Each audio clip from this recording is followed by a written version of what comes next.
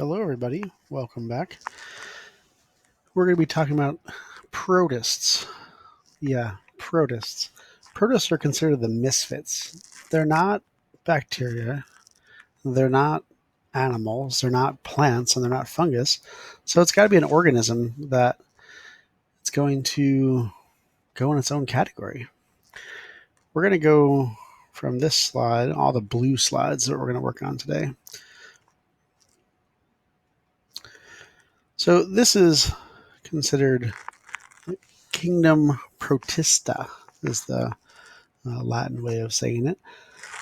They just don't fit anywhere else. So they're protists.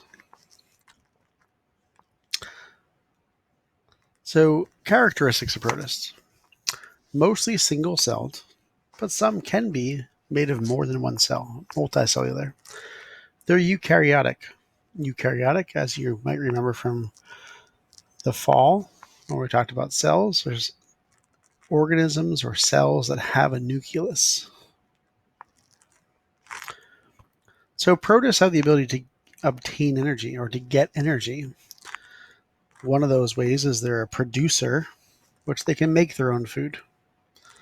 To make food, they have to go through the process of photosynthesis. Therefore, they have chloroplasts. They're green. But then there's also protists that have to find another way to make energy or get energy. They are called heterotrophs. They can't make their own food. So that falls in the heterotroph group is going to be consumers, where they eat other things, decomposers, where they eat dead things, help break them down. And there's parasites. They invade and harm host to get food from it. So then we protists obviously have to make more protists. It's one of the characteristics of living things that we learned in the fall. They have to reproduce. So then most of protists will reproduce asexually. So they by themselves. They can split in half using the process of binary fission. An example of this would be something called the euglena. And you can click there to watch the binary fission happen. But also, some protists have the ability to reproduce sexually by something they call conjugation. So paramecium, the two paramecium will join up. They'll pass some genetic material by using a small second nucleus. Yeah, another nucleus. And it'll help pass the genetic material across so it can produce, it can reproduce. You can also click a video there. There's reproductive cycles. Some protists have complicated reproductive cycles. They may alternate between sexual and asexual reproduction. They may change forms many times. So one of these could be like Plasmodium vivax. And Plasmodium vivax is a protist that actually causes malaria.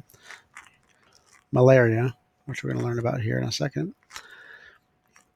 It infects both humans and mosquitoes as it reproduces. So you might know about malaria. The mosquito comes in, they infected mosquito bites into a human, it releases the Plasmodium vivax into the blood. The Plasmodium vivax infects human liver cells, reproduces and enters the bloodstream into a new form. The Plasmodium vivax invades red blood cells and multiplies rapidly. The red blood cells burst open with Plasmodium vivax in another new form. It changes itself. Then in step D, a mosquito bites a human and picks up Plasmodium vivax.